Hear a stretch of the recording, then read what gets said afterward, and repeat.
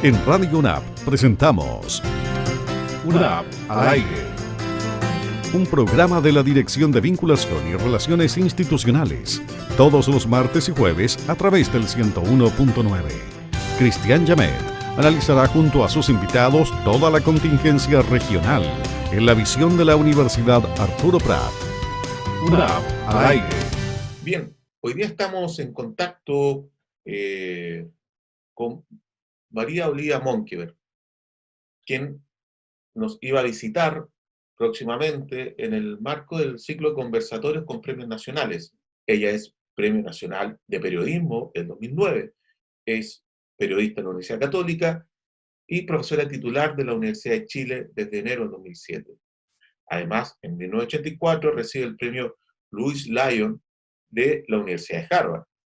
Ha sido autora de una serie de libros, entre ellos El poder de la UDI, 50 años del gremialismo en Chile, de la editorial Penguin, Random House Debate 2017, La máquina para defraudar, los casos de Penta y Soquimich, también en Penguin, Random House Debate 2015, con el cual obtuvo el Premio Municipal de Literatura de Santiago en la categoría de investigación periodística. Y la actual versión de El Imperio del Opus Dei en Chile, también de la editorial Penguin Random House Debate 2016. Además ha sido autora del libro Caradima, el Señor de los Infiernos, también de la editorial Debate, Random House Mondadori 2011, Con fines de lucro, la escandalosa historia de las universidades privadas en Chile, también de la editorial Random House Mondadori, Debate 2013, Los magnates de la prensa, la concentración de los medios de comunicación en Chile en 2009, y el negocio de las universidades en Chile en 2007, los tres de la misma editorial. La privatización de las universidades, una historia de dinero, poder e influencia, la editorial Coparrota del 2005.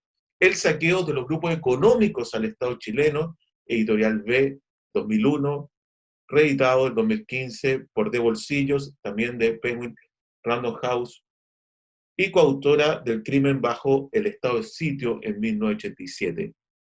Una autora muy productiva que además desde el 2010 ha sido directora del Instituto de Comunicación e Imagen de la Universidad de Chile, docente del curso de Periodismo de Investigación y coordinadora académica del Diplomado en Periodismo de Investigación de la misma institución.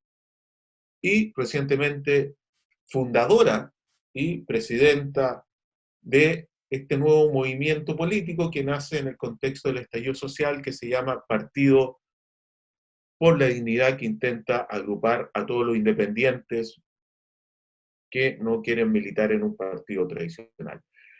María Olivia Monkeberg, muchas gracias por estar en contacto con nosotros desde Santiago, desde una zona que está en cuarentena total. Bueno, buenas tardes a todos y a todas los iquiqueños, y buenas tardes, Cristian. Muchas gracias por la invitación, por esa invitación que no ha sido y por la que está haciendo ahora compartir en forma virtual con ustedes. En realidad, en unos días muy fregados, muy terribles. Justamente a partir de hoy ya estamos, yo vivo acá en la comuna de Las Condes, así que estamos con la cuarentena total. Pero yo personalmente estaba en cuarentena desde hace 2 semanas, un poco más. Dejé de asistir a la universidad por ahí por el 12 de marzo. Soy profesora de la Universidad de Chile y, y he estado, bueno, encerrada, tratando de hacer las cosas lo mejor posible y viendo todo lo que ocurre, ¿no? Tan complejo. Hoy día, desde Santiago, en cuarentena total, ¿cómo ve usted la situación del país? Específicamente respecto a cómo está enfrentando el gobierno versus la ciudadanía la actual contingencia. A ver, bueno, de partida estamos en cuarentena total 7 comunas, las otras no. Yo creo que aquí ha habido, es decir, me da la impresión que eh, medidas que se van tomando demasiado lentamente en materia de salud pública, por lo que uno está conversando. Yo he tratado de estar conversando con médicos, con salubristas, con especialistas, lo que uno va, y la impresión que uno se va forjando. Yo que he seguido un poco, como tú bien decías, temas económicos y otros, es que de repente las consideraciones económicas han pesado más en el gobierno que las consideraciones de salud. Y en este momento, con lo que estamos viviendo, es decir, el sentido común dice que la vida de las personas tiene que estar por sobre todo. Y esa es una cuestión que a ratos uno no lo ha visto tan claro. Es la comunidad, son las personas, incluso a través hasta de las redes sociales, ¿no? Pero también opiniones de expertos, los que están como impulsando con más fuerza esos criterios. El mismo hecho que fuera, por ejemplo, el colegio médico en un momento dado, el que urgiera a la toma de ciertas medidas, acompañado por otros médicos, otros especialistas que han dicho lo mismo, sin ir más lejos, el propio rector de la Universidad de Chile, Enio Vivaldi, que también es el rector de las universidades del Estado. Yo he estado conversando con algunos otros médicos amigos y en todos he notado esa inquietud. Uno va notando esa inquietud, que no se vayan, que no se están tomando tan luego las medidas necesarias. Sin ir más lejos también aparece ayer, me acuerdo haber visto en la televisión y hoy día, creo que fue en Mercurio, o en la tercera, no recuerdo bien, en la mañana haberlo leído, estudios de físicos que están haciendo como algunas proyecciones. Y la cuestión es muy complicada, es muy complicada. ¿Y qué pasa? Que Chile no tiene, si tiene un sistema de salud que históricamente era muy bueno, nos enorgullecíamos de él, pero que en los últimos años, y consecuencia del mismo modelo económico, se ha fragilizado mucho. Y esa debilidad del sistema de salud también pasa a la cuenta. Sin embargo, es en él que hay que apoyarse y en el que se están apoyando. Pero como te digo, yo siento que las recomendaciones no han sido oídas como deberían oírse. Hemos visto exabruptos como el del propio ministro de Salud, Jaime Mañalich, cuando hablaba de que se podía convertir en buena persona el virus, y que fue esto ridiculizado a nivel internacional, porque esta pandemia, si bien a cada uno de los países los tiene preocupados de lo que está ocurriendo al interior de ellos, y sin embargo estas cosas se comentan en medios de comunicación internacionales incluso. Entonces, hay por otro lado una percepción de cuestiones que están comunicando que yo las encuentro complicadas, porque se está planteando una suerte de dicotomía o de tensión entre salud y economía, y en que no se puede hacer, te dicen, tomar medidas más restrictivas, porque con esto se puede dañar lógicamente la vida, el abastecimiento y todo, pero también el Estado tendría que hacerse cargo en forma más enérgica de eso y de tratar de proveerlo.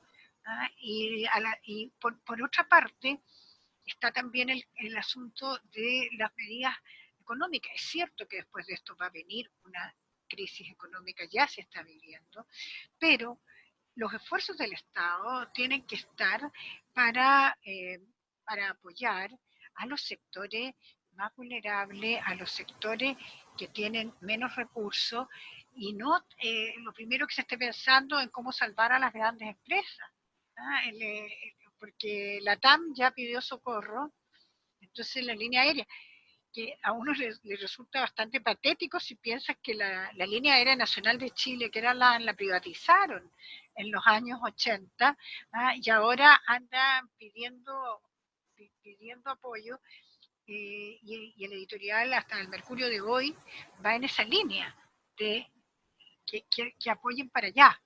Y yo creo que lo que habría que preocuparse es de un plan, de un programa mucho más coherente también, que signifique no un bonito aquí y un bonito allá para los sectores que van a tener más problemas, que lo están teniendo. Porque incluso está todo el sector de trabajadores por cuenta propia, ¿ah? que requieren que se les diga que va a haber alguna garantía de que van a tener cómo comer en definitiva. ¿Ah? Es bien complicado. El panorama que estamos viviendo es súper complicado, tanto como te decía desde el punto de vista de salud, que tiene que ser, tiene que ser abordado con mejores herramientas, con planes más pensados, más pensados en su globalidad, y no preocupado de la encuesta, que es otra cosa que uno teme. Como Piñera, como Sebastián Piñera, el presidente, lo pescó esta gran tragedia que es esta pandemia, con una aprobación tan baja en la ciudadanía. Entonces, ahora tratando de repente de hacer cuestiones como para hacerse el bueno. No es el tiempo para eso. Y, y eso es otra cosa que añade una complicación extra. El que a nuestro país lo encontró con, con instituciones muy debilitadas. Hay que pensar que teníamos una crisis institucional de todo, del gobierno, de sus ministros, del Parlamento, de los partidos políticos. ¿Ah? Y en ese momento nos llega esto, y, y la gente, ¿a quién le cree? Y ese es un punto muy complicado. Sin embargo, y ahí hay una cosa que yo la rescataría como positiva, es que justamente es la ciudadanía, es el pueblo, es todo en que están actuando como solidariamente, y tratando de decir, surgen estas verdaderas campañas del quédate en casa, de cuidarse. Yo creo que Eso es muy interesante lo que usted señala, María Olivia, cómo la ciudadanía ha tomado una iniciativa como de política pública, exigiéndole que el Estado se haga cargo, cosa que en muchos países ha sido al revés, ¿no es cierto? Es el Estado el que toma la iniciativa y casi obliga a la ciudadanía a que haga la cuarentena, etc. En cambio vimos que había una ciudadanía empoderada que desconfiaba de las instituciones y que se expresó en el estallido, y justamente está tomando este tipo desde la sociedad civil, haciendo campaña. Lo vimos en las universidades, ¿no es cierto? sí. Son una de las primeras en decir, se suspenden clases, actividades de los académicos, todos para la casa, incluso antes que lo dijera el propio ministerio. Eso, qué interesante lo que usted está destacando, ¿no es cierto? Eso que tú señalabas, sí, yo recuerdo cuando se tomó la decisión en las universidades, y fue como sumamente natural. En este sentido, yo he visto a los rectores, he visto a las comunidades, he visto a las comunidades de académicos actuar de una manera como súper coherente con la gravedad de la situación, y sin pretender como ganar nada, sino que todo lo contrario, es advertir. Y también ahí hay aporte muy notable, muy notable, y que nosotros que estamos, ¿no es cierto?, tú y yo en universidades públicas, lo podemos ver, que lamentablemente las universidades públicas que han tenido tan pocos recursos en estos tiempos, justamente por la aplicación de un modelo económico que las jibarizó, las minimizó, pero que a la vez han desarrollado investigación o han desarrollado una vinculación justamente con la sociedad que les ha permitido estar en esta hora crítica respondiendo, tratando de responder. Uno ve especialistas que están dando su opinión, haciendo estudios. Por otro lado, el, por otro lado, me salió un cuadrito. Por otro lado, tú tienes que también en la docencia, la preocupación por ponerse al día los profesores, estos esfuerzos que están y que estamos haciendo de tratar de, de ponernos online, de ponernos como profesores digitalizados, porque creo que va a ser en los próximos meses la única manera de tratar de efectuar el aprendizaje, porque si nos tomamos en serio, por lo menos lo que uno va averiguando y lo que se va sabiendo hasta ahora, esto no es una cuestión de 2 semanas, ni es una cuestión de un mes. Se está hablando un pic más que no va a ser tan próximo. Y por eso yo creo que es un rol bien importante y que creo que se está desarrollando dentro de las posibilidades, dentro de estas posibilidades que no nos podemos mover, pero no podemos salir, pero sí haciendo lo que sea posible para que estemos aportándolo todos nuestros esfuerzos para evitar que la magnitud de la pandemia sea mayor. María Olivia, de alguna manera Chile venía de una coyuntura, un estallido, y como usted bien señalaba, entramos a otra coyuntura del coronavirus. Uno ve incluso en el debate televisivo de los medios de comunicación que se pasó de los analistas a un debate médico, como si el único debate que pudiera haber en esta contingencia fuera un debate de decisiones o económicas, cuáles son los costos económicos, etc. Esto demuestra un poco que existe como una suerte de que no existe un debate democrático respecto a las distintas entradas que puede tener esta contingencia. Lo digo, por ejemplo, porque uno prende los matinales y ve a los mismos políticos o ministros o alcaldes debatiendo el tema, pero no se invita a otras perspectivas. Hoy día los medios de comunicación permiten un debate democrático, estos medios nacionales.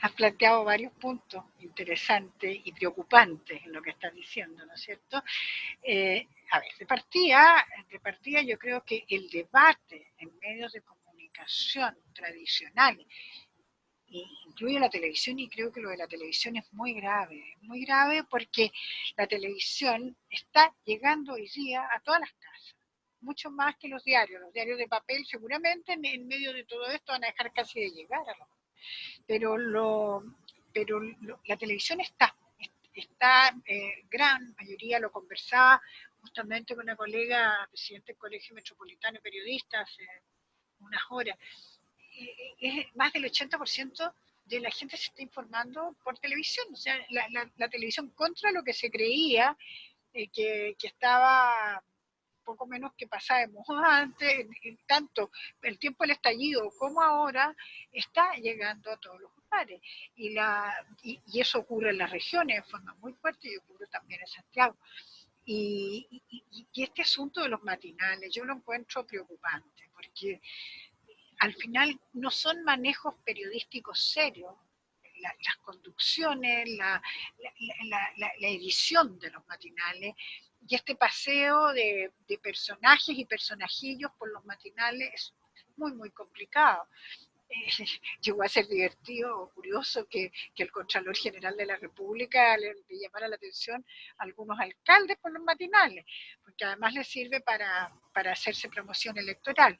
Pero el punto es que yo creo que debería tomarse más en serio la televisión, el papel que tiene. El problema es que recordemos que la televisión en estos momentos, es decir, la televisión pública, la televisión nacional, tiene problemas de financiamiento terribles y tiene que competir con los canales que son privados hoy, los canales de televisión que nacieron universitarios en este país y sin embargo fueron cayendo en manos de los principales grupos económicos del país, prácticamente. Tú tienes que el grupo Luxich, ¿no es cierto? Andrónico Luxich es dueño de la señal de Canal 13, que el grupo de Heller y de los retail, de Falabella, es el dueño de Mega, que ese fue el primer canal privado que se lo regaló Pinochet a Ricardo Claro en su momento. Bueno, y así vas teniendo que los criterios son criterios comerciales. Ahora, eso es difícil hacerle el contrapunto, porque por la misma potencia con que están entrando a los hogares. Y de algún modo uno diría, bueno, pero están las redes sociales, pero también las redes sociales, que creo que han tenido ventajas en algún sentido, pero también tienen otros problemas, como la situación de noticias falsas o que no son bien verificadas. Yo creo que hoy más que nunca se necesita de periodistas formados para que realmente puedan dar, puedan chequear, puedan verificar. Ahora aún no tenemos la posibilidad de investigar en terreno. Esa es una de las cuestiones que a uno le da una cierta casi desesperación, te diría yo, y los colegas están también, la gran mayoría, están haciendo teletrabajo en sus casas por el problema y el riesgo brutal de la contaminación con este coronavirus. Pero por lo menos en lo que se pueda hacer en materia de verificación a través de fuentes digitales, a través de contactar a personas por teleconferencia, a tratar por último, por teléfono. Yo siempre decía le decía a mi alumno en la universidad que uno tiene que entrevistar en persona, que uno tiene que ir a terreno, que tiene que observar. Eso, lamentablemente, no lo podemos hacer o no lo puede hacer la gran mayoría en este momento. Lo más cerca que se puede poner alguien es a los 2 metros y va a ser difícil estar investigando. Eso también actúa a favor de lo que te da lo oficial, porque esa otra mirada es difícil obtenerla, salvo a través de estos sistemas alternativos, llamémoslo así, que tenemos que estar inventando. Entonces, yo creo que esto es un desafío también para los periodistas, para los comunicadores, y ojalá haya los especialistas, los expertos, los analistas disponibles para hablar en serio. Y para hablar en serio poder encontrarse por estos otros mecanismos. Es interesante eso porque en regiones, como el caso de Tarapacá o la mayoría de las regiones del país, todos los diarios regionales son representantes locales de cadenas nacionales, el Mercurio, etc. Uno ve que tiene la sucursal en Arica, en Iquique, Antofagasta, etc. Prácticamente, claro, prácticamente no tenemos una prensa regional autónoma y tenemos, por un lado, esta prensa escrita y por otro lado, las televisoras, los canales de televisión nacionales. O sea, mucho se critica el control oficial de los medios de comunicación en China, que existe, pero en Chile tampoco podemos hablar de una suerte de democratización liberal o el acceso a una información o a distintos medios de información. En este contexto, ¿cuál es el gran riesgo de no tener una información alternativa? Es a mi modo de ver, es súper complicado en este momento, porque además no sabemos cuál es la información real, en que tenemos que poner los ojos, primero que nada, ¿no es cierto?, en este gigantesco problema de salud inimaginable. Yo creo que a ninguno de nosotros nos ha tocado vivir, a nadie le ha tocado vivir algo así. Y esto, habiendo desinformación o poca información, es una complicación adicional, por muchas razones, porque tanto por las razones de lo que se puedan tomar las decisiones y que puedan tomar las decisiones los propios médicos, o por lo que es o para la población misma, porque la desinformación genera más rumores, la desinformación puede generar más pánico, y yo creo que como esto hace que el rol del periodista sea nuevamente súper importante por el sentido ético y por el sentido de interés público y de servicio público que nosotros siempre hemos dado a nuestra profesión y está establecido en nuestros códigos de ética. Por lo tanto, en la medida de los medios, en la medida de que puedan efectuar, ¿no es cierto?, lo que yo te decía, chequeo, intercambios de opiniones, intercambios de informaciones, que se estén que estén al día con lo que está ocurriendo es bastante crucial, es bastante crucial. Pero lamentablemente tenemos una situación de medio que no es de ahora, ¿eh? Nos pescó la pandemia así, pero también la vivimos en el conflicto social, en el estallido, en todo eso. Fíjate tú una cosa, te voy a un comentario que yo muchas veces he pensado. El estallido del 18 de octubre, que para alguna gente decía, oh, qué sorpresa, ¿no? Y yo creo que en buena medida lo que pasaba es que no había una discusión a fondo y abierta en los medios, en las diferentes regiones, porque en el caso de Iquique, ¿no es cierto? Pues uno lo podría repetir en la gran mayoría de las regiones. Es decir, es raro la región que le quedó un diario independiente. Entonces, el, el asunto es que al no haber información, ni debate, ni intercambio de opiniones o de informaciones, muchas cosas se estaban tapando debajo de la alfombra. Y de repente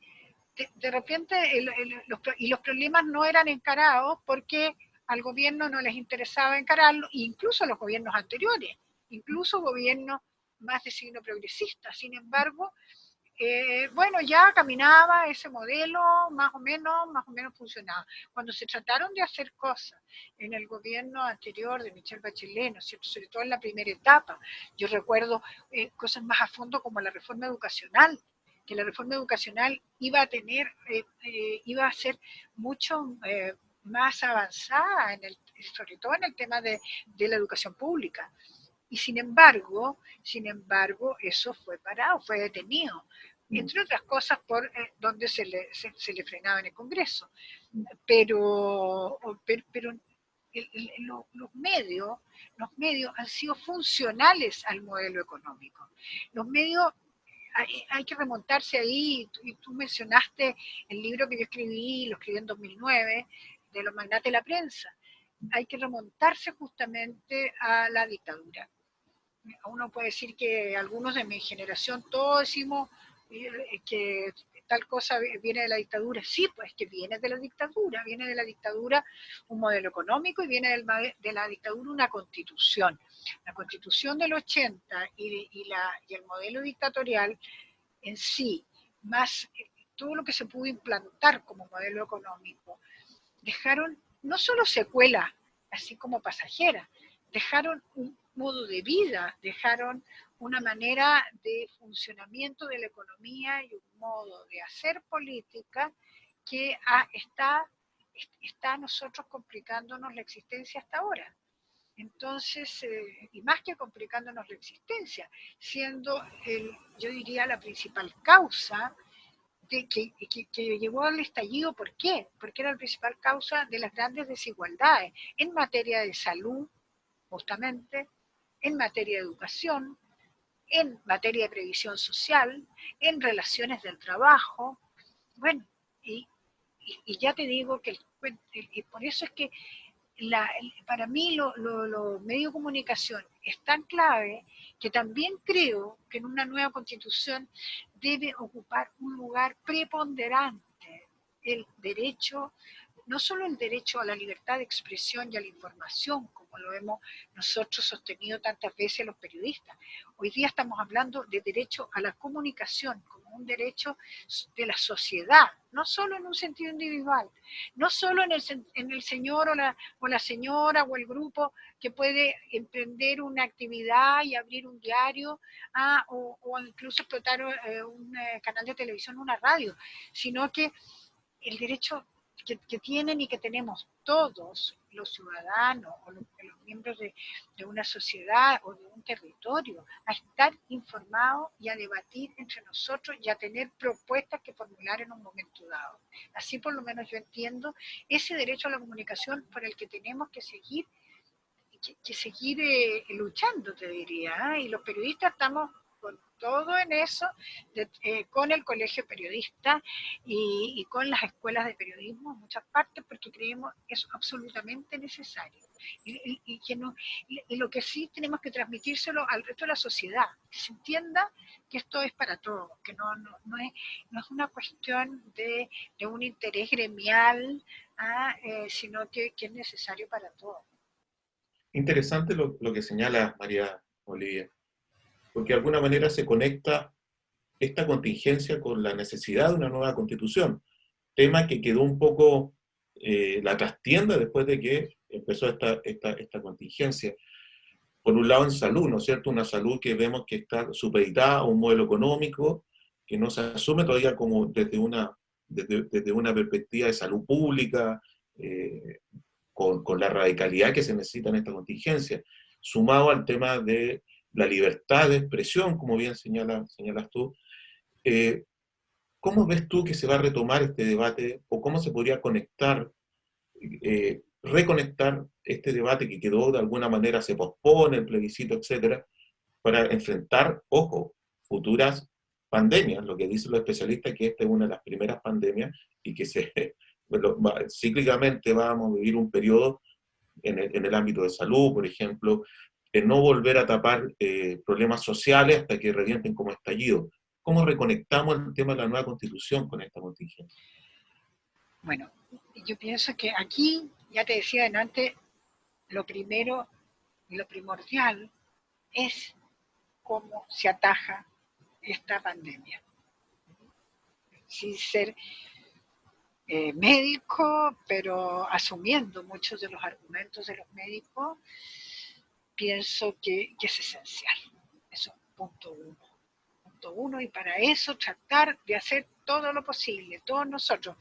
El mensaje de quedarnos en la casa, aunque sintamos a veces que nos sintamos encerrados, que nos sintamos que ya no damos más en la casa, pero va a haber que hacerlo. Ese es lo que uno está llegándole. Y yo te digo, como persona y como periodista, me atrevo a transmitirlo con esa convicción.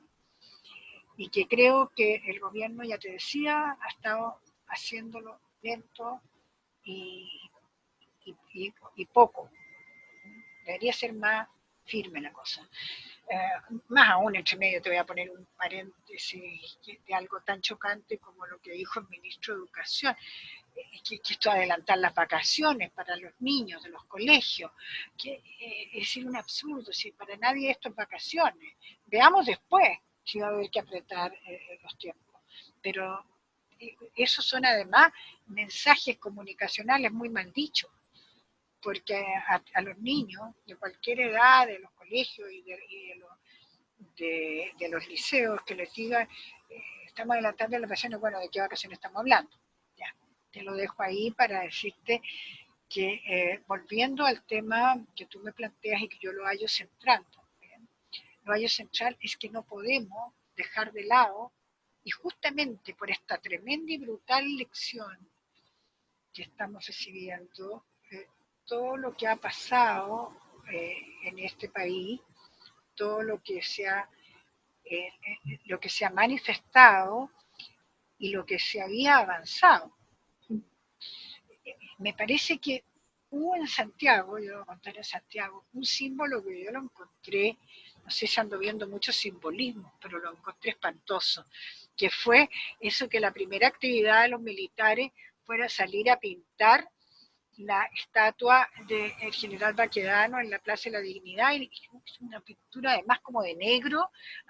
Lo encontré horrible, porque creo que muy bien que los militares hoy día estén resguardando todas las Fuerzas Armadas, y ojalá los carabineros estén en eso y no en otras cosas, todas las condiciones sanitarias de la población, que pongan el hospital militar y los hospitales militares, y que pongan los hospitales de aviación, y que pongan los hospitales de carabineros a disposición del sistema público de salud. Eso me parece lo lógico, y que atajen y que pidan, y que la gente no se traslade por las comunas que han decretado en estado de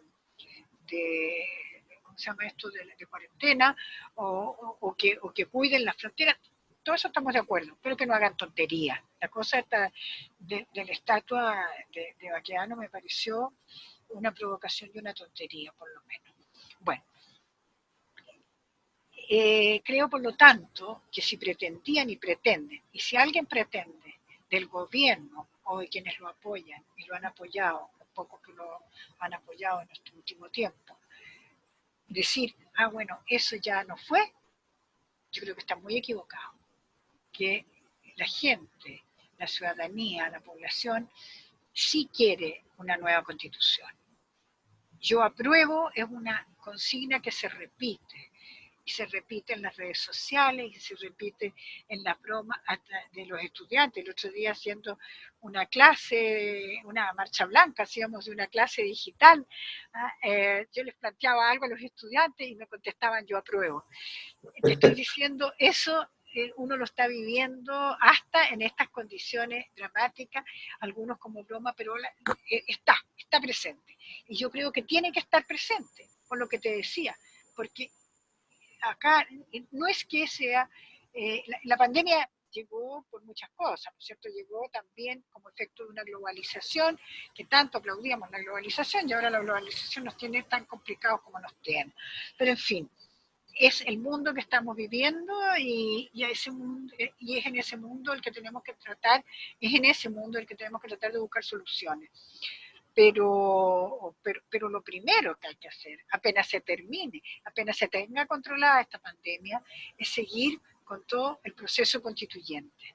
A mí me parece absolutamente esencial, estoy más convencida que nunca, lo he conversado con amigos, lo he conversado con colegas, periodistas, académicos, gente de personas ligadas a lo que es nuestro partido en formación, el Partido por la Dignidad, porque creemos que con esa constitución de Jaime Guzmán, que está muy descrita en el libro que tú mencionabas, en El poder de la UDI, en la historia del gremialismo, con esa constitución, que además es una constitución arcaica, porque es cuestión de leerla para darse cuenta que está hecha para otra época, no vamos a llegar a ninguna parte como país. O sea, y después tenemos que generar cambios fundamentales al modelo económico. Y no vamos a poder generar cambios fundamentales al modelo económico con esa constitución. Hay que ponerle término al Estado subsidiario. El Estado tiene que tener un rol más activo. Yo jamás he sido un estatista, no, pero creo que hay que hacerlo, hay que hacerlo. Y nuevamente tenemos otra lección, fortalecimiento del sistema de salud, fortalecimiento del sistema educacional, asegurar a los pensionados las pensiones, no con esto que se hagan todas estas utilidades, las administradoras de fondos de pensiones para llevarse sus platas afuera, sino que tenemos que pensar en serio como país. Y creo que aquí la mentalidad de Chicago Boys no corre, no van a ser los que van a dar la solución, van a ser parte del problema nomás. Es interesante lo que usted plantea en términos de que es una constitución que está desfasada, en términos de que fue creada durante la Guerra Fría, estaba terminando la Guerra Fría, o sea, era contra el enemigo interno, etcétera, un Estado autoritario, pero que finalmente no se hace cargo de la salud, de la educación, sino que subsidia, etcétera. En ese sentido, sería necesaria una nueva constitución frente para el siglo XXI y los fenómenos y los problemas del siglo XXI, como el que estamos viviendo ahora. O sea, una nueva constitución que esté a la altura de los actuales desafíos, que seguramente la constitución de Jaime Guzmán no da ese ancho. Mira, hay otra cosa. Por ejemplo, además de no dar el ancho, es una constitución hecha para el individualismo, no para la solidaridad. Y esto no son palabras, esto se ve en cosas concretas. El caso de la salud, por ejemplo. ¿Qué es lo que te garantiza la Constitución del 80, la Constitución de Guzmán Pinochet, digamos? Te garantiza el acceso a la salud. Para proveerla después, ¿quién es?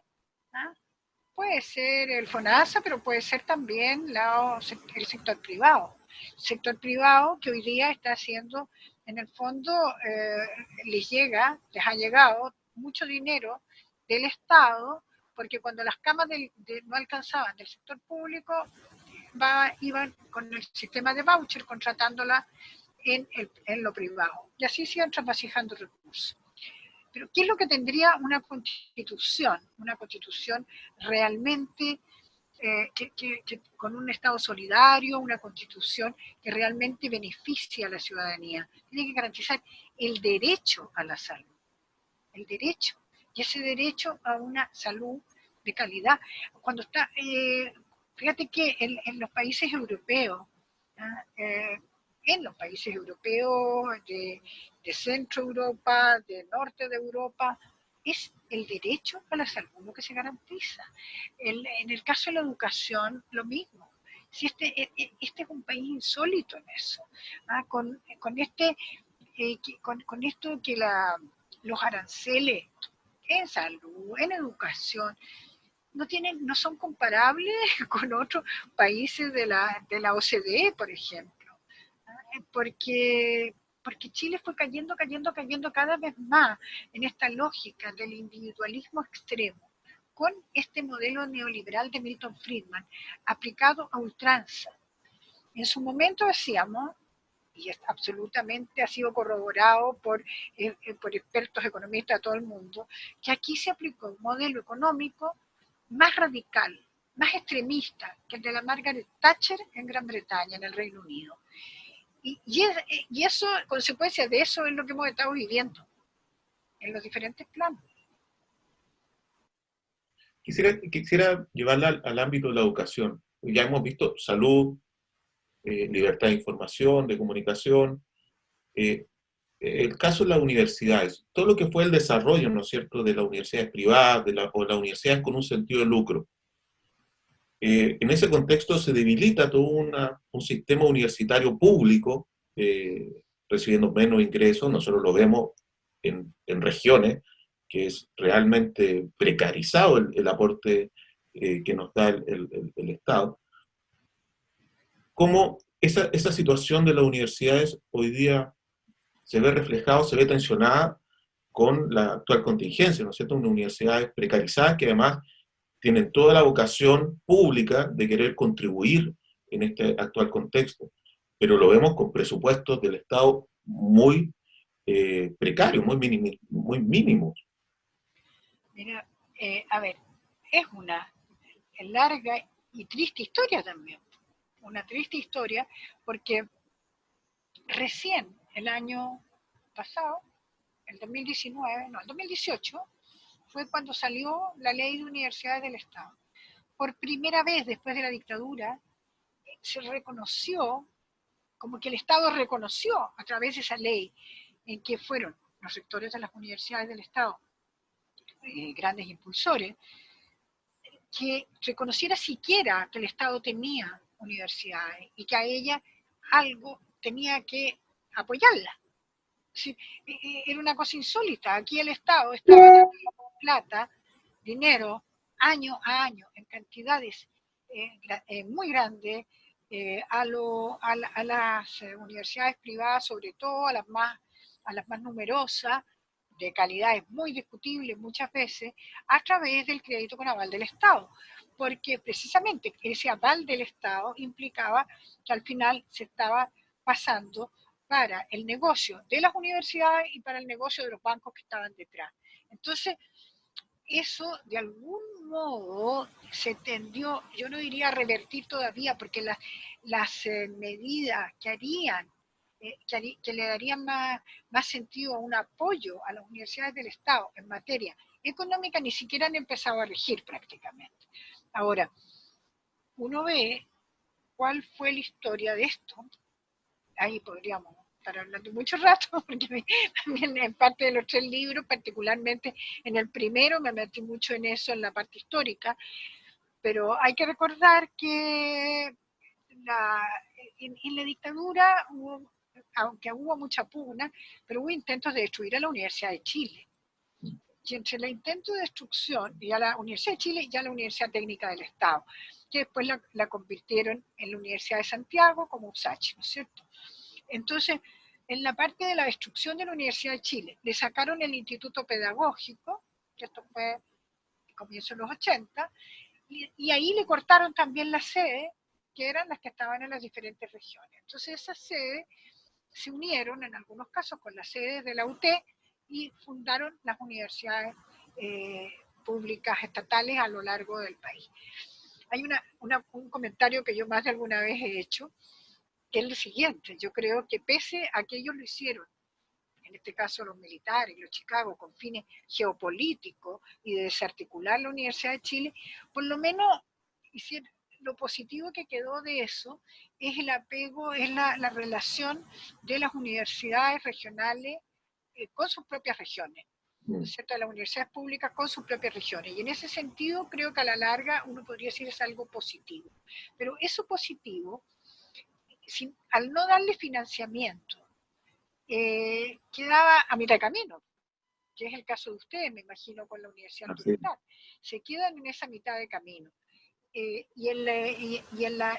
alguna, dependiendo de que tenían, dependiendo de los apoyos que han podido recibir de los gobiernos regionales, han logrado subsistir tratando de cumplir su rol. Eso es lo notable, ¿no es cierto? Cada uno tratando de cumplir su rol como puede, con académicos comprometidos, muchas veces con funcionarios comprometidos, porque entienden la misión de una universidad pública, pero que hace una historia de dificultades, una historia tremendamente difícil, y una historia que a veces, incluso para los propios estudiantes, es complicado, porque tienen que pagar, tienen que, después, en buena hora, se logró lo de la gratuidad, pero la gratuidad con límites, que es lo que tenemos actualmente.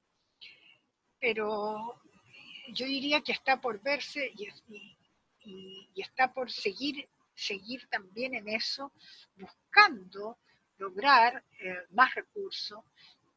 Me dirán, no es fácil en este momento, es entendible, pero por otro lado también es una deuda que existe con el sistema público de universidades, con las universidades estatales, y en ese aspecto yo creo que ha sido muy positivo algo que se ha empezado a ver, que es este acercamiento a través del Consejo de Universidades del Estado, ¿no es cierto?, del CUECH, incluso me tocó estar el año pasado en Santiago en un seminario en que se unían las direcciones de extensión, de vinculación con el medio, para generar redes, que existe la red hoy día. El otro día veía por ahí un aviso, ¿no es cierto?, de ese sentido de que estamos trabajando también en comunidad.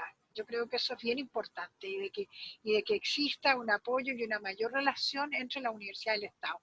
Pero una vez más, fíjate que esto es parecido a lo que te comentaba antes respecto a la ciudadanía, es darse las manos para estar juntos en esto. Estas manos que ahora no se pueden dar personalmente, pero ese tratar de apoyarse mutuamente para darse ideas, de repente hacer cosas como las que estamos haciendo ahora, hacer conversaciones, generar instancias de intercambio, generar instancias de que sentir que estamos un poco en lo mismo. Y a mí me interesaría ahí también saber de cómo lo están viendo ustedes todo esto. Sí, efectivamente, este fortalecimiento de la red de universidades del Estado se siente incluso en esta contingencia. Estamos muy comunicados, compartiendo experiencias, cómo lo están haciendo uno, cómo lo están haciendo otro.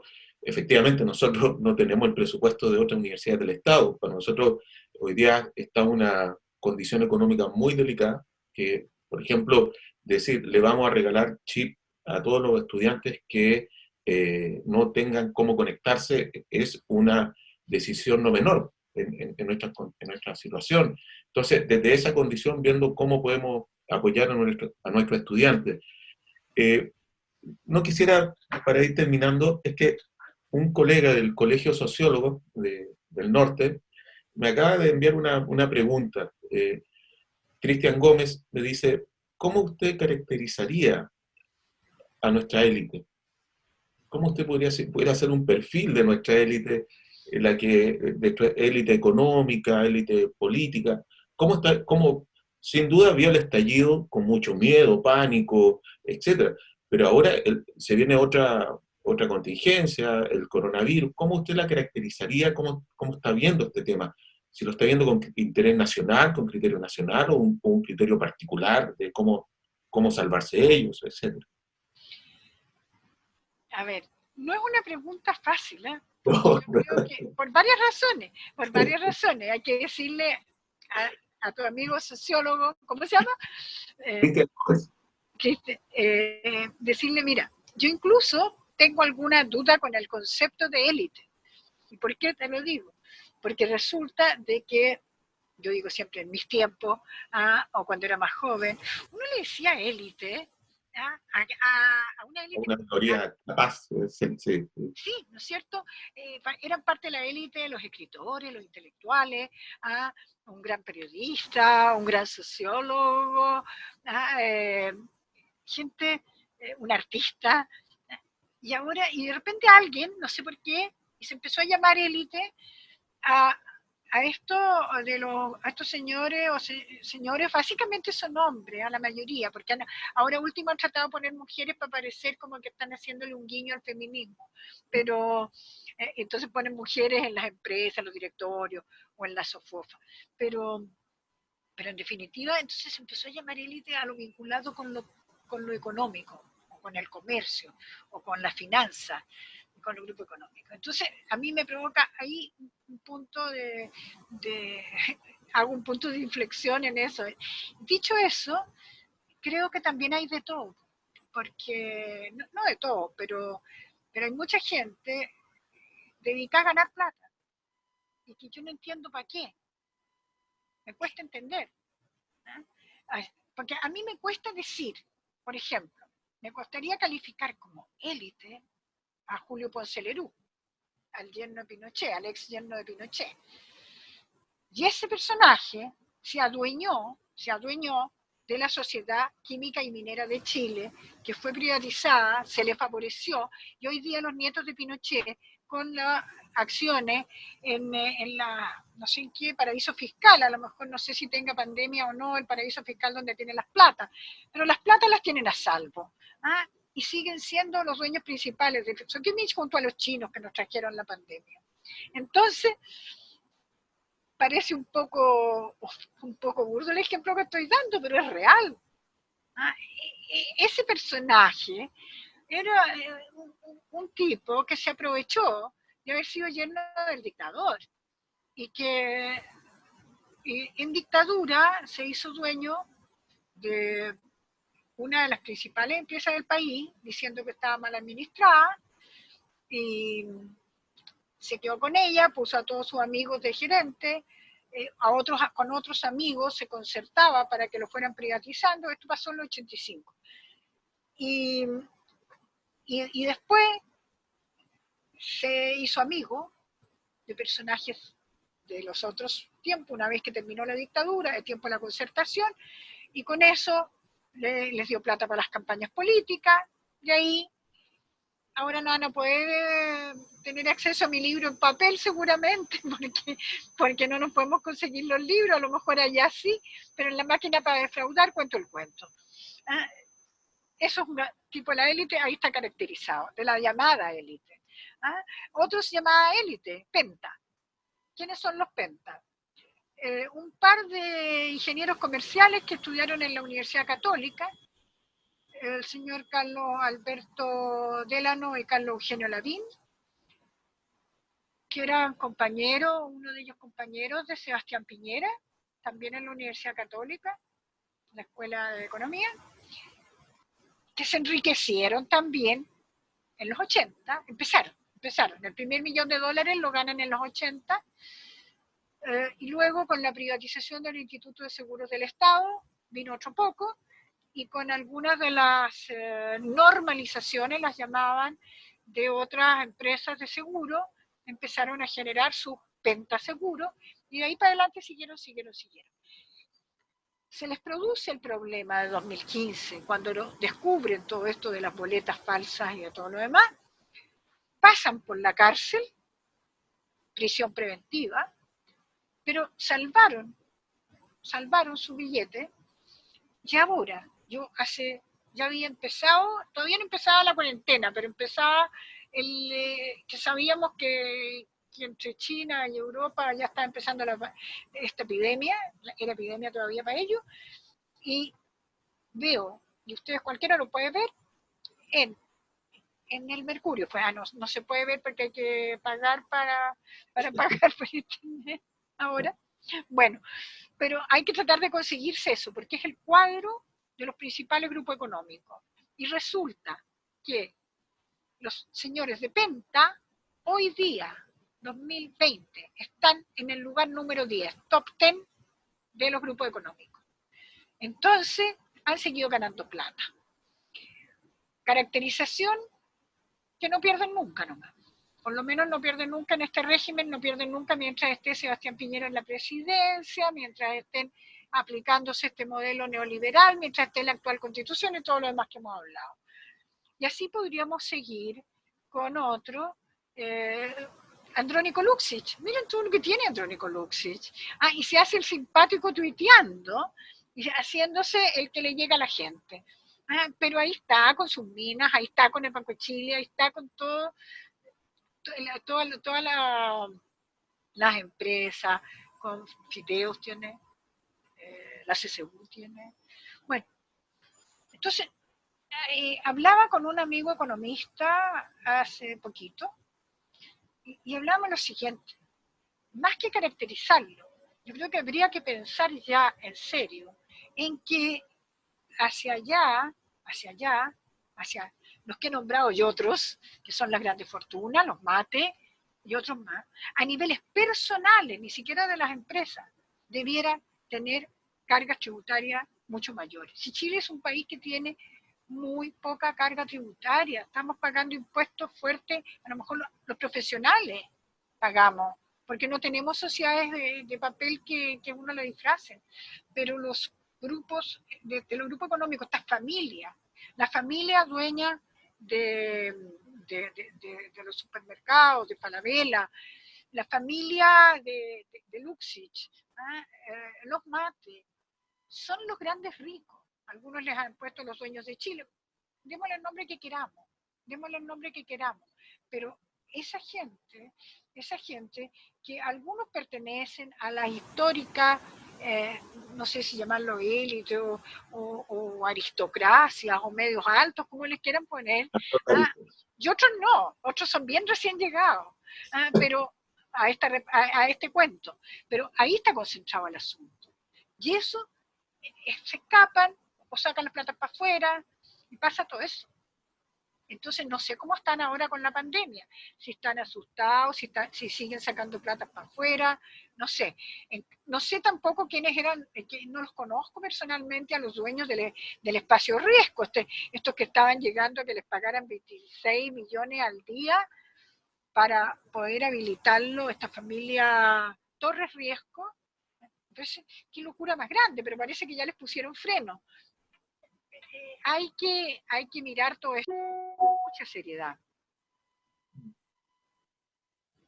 Sí, es justamente en estos momentos de contingencia, ¿no es cierto?, donde se manifiestan las posiciones de los distintos actores en la sociedad, que es lo que casi se demuestran de forma a veces desnudas de sus intereses. O sea, el hecho de tener, por ejemplo, a los sectores trabajadores laborando, saliendo al metro, sin ningún tipo de garantía ni de protección, muestra justamente cómo se está desprotegiendo a nuestra sociedad. María Olivia, para terminar, hace poco, posteriormente al estallido, la vimos liderando la inscripción de un nuevo partido, que se llama Partido por la Dignidad, en un contexto donde mucha gente era muy crítica de los partidos políticos. O sea, era muy interesante ver, por ejemplo, interesante, lo digo como sociólogo, la sospecha que había durante el estallido respecto a la política. Todos los políticos son corruptos, todo, etcétera, etcétera. Y sin embargo, en ese contexto, usted decide liderar o representar o presidir un nuevo partido político, la inscripción de un nuevo partido político.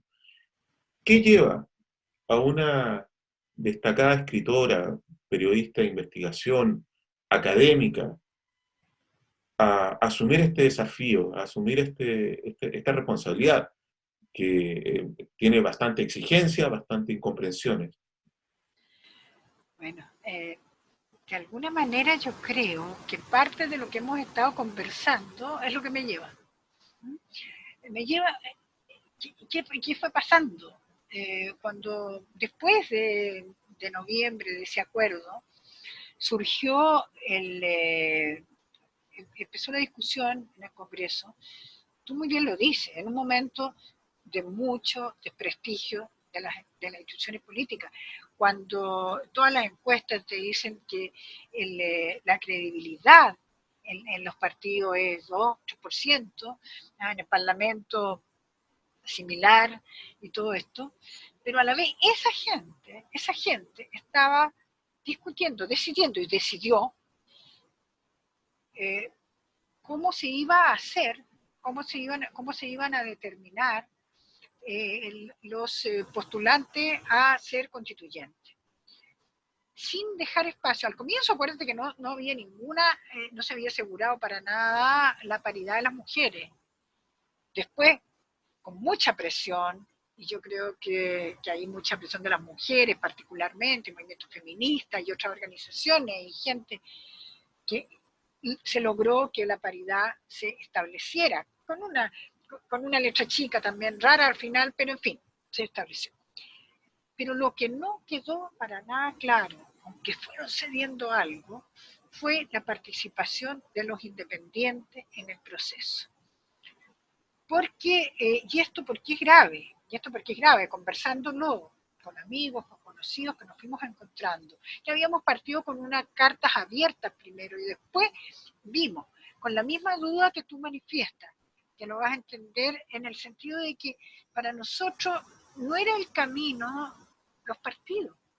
Yo fui demócrata cristiana durante muchos años, desde que era joven, en la DCU, la Democracia Cristiana Universitaria de la Universidad Católica, pero después como periodista fui entendiendo me gustó ser independiente y creo que era necesario, sobre todo cuando me he metido, como dicen muchos de mis amigos, en las patas de los caballos con los temas del poder económico, con los temas de las universidades, con los temas de esta contaminación de los políticos en la máquina para defraudar, como tú puedes haber visto, y todo eso está siendo independiente. Sin embargo,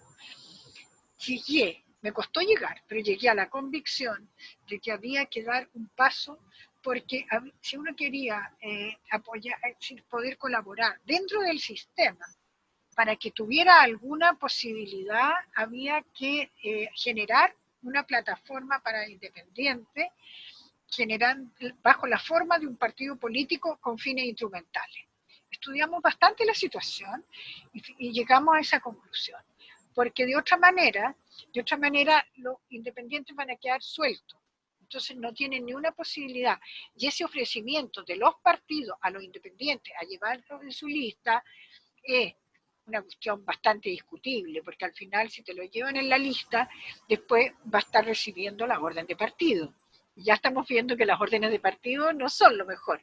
Entonces, para simplificarte, la magnitud de los problemas que yo misma, a través de las investigaciones, a través de todos los estudios que he ido realizando, y de todo lo que pude ver expresado en el propio estallido social a partir del 18 de octubre, y de la convicción también de que el cambio de la Constitución, de que la nueva Constitución es esencial, y no un maquillaje, no un poquito por aquí y por acá, sino que cambiemos esto.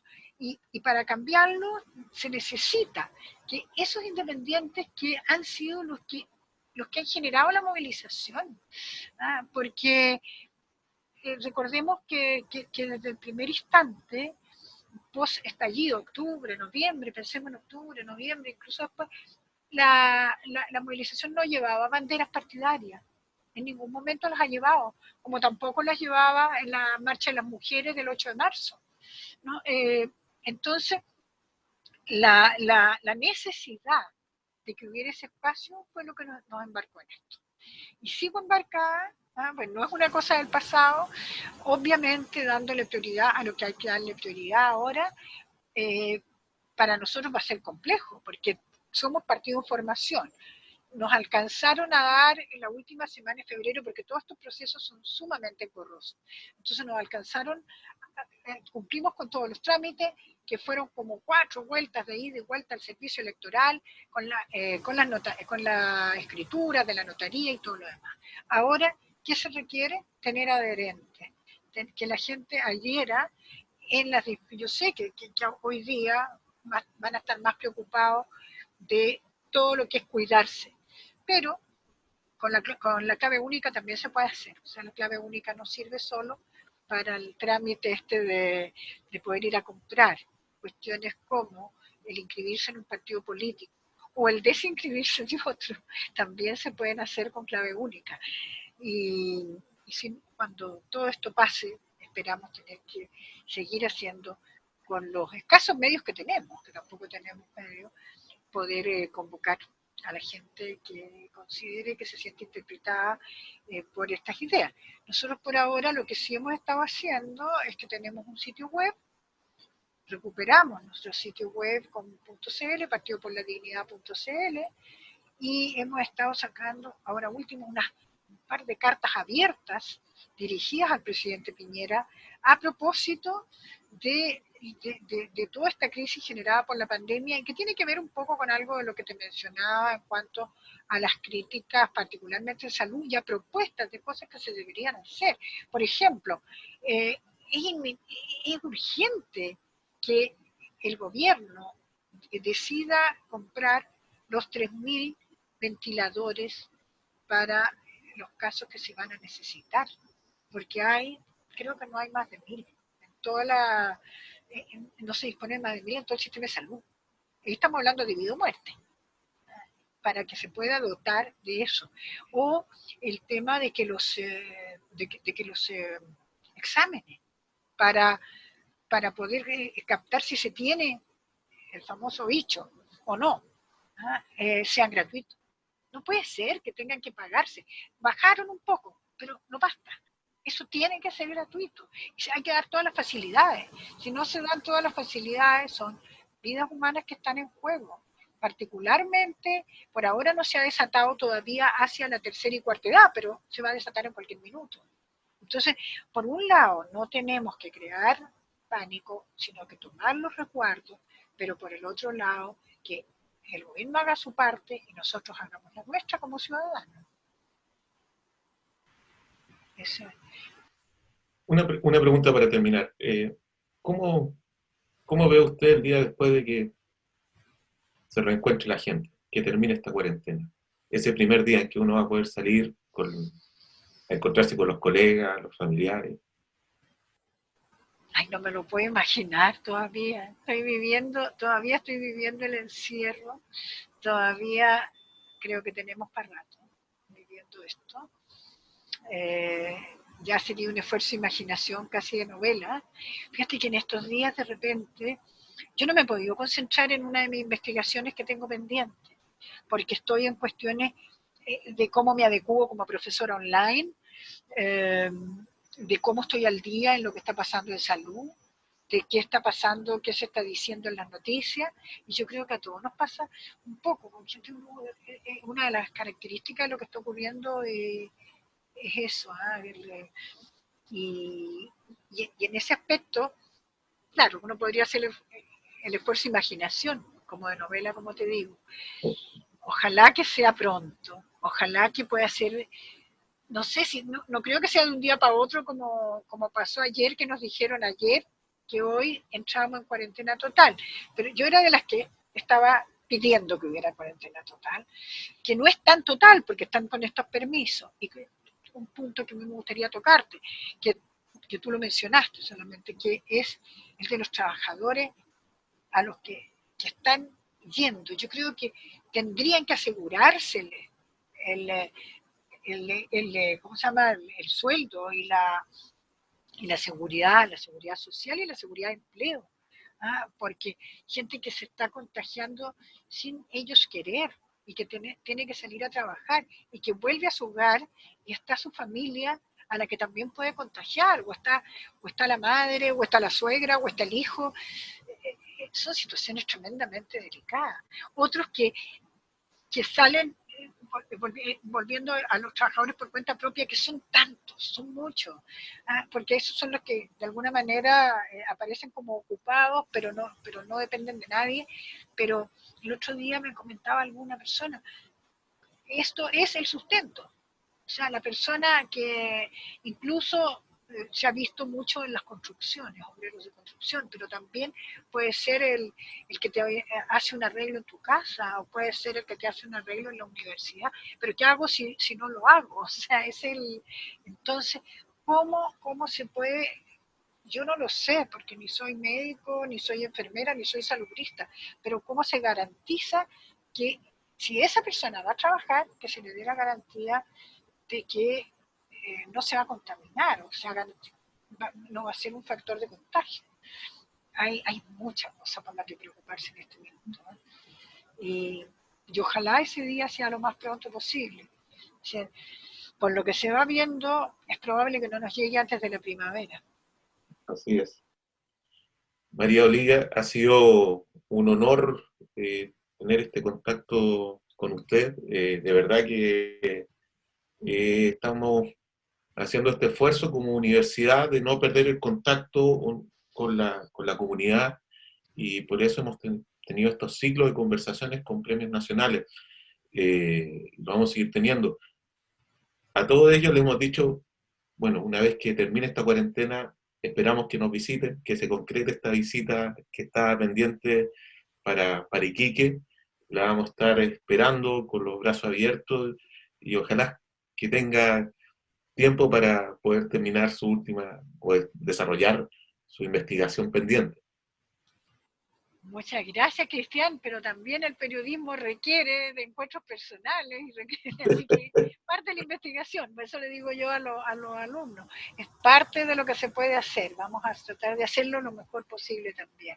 Que tengas tú una muy buena tarde, lo que nos queda de tarde, y para todos los iquiqueños un gran saludo, y especialmente para la comunidad universitaria de la Universidad Arturo Prat. Muchas gracias por la invitación. No, muchas gracias a ti. Un abrazo grande y esperamos ver luego. En Radio UNAP hemos presentado UNAP al aire, un programa de la Dirección de Vinculación y Relaciones Institucionales, todos los martes y jueves a través del 101.9, con la contingencia regional en la visión de la Universidad Arturo Prat. UNAP al aire.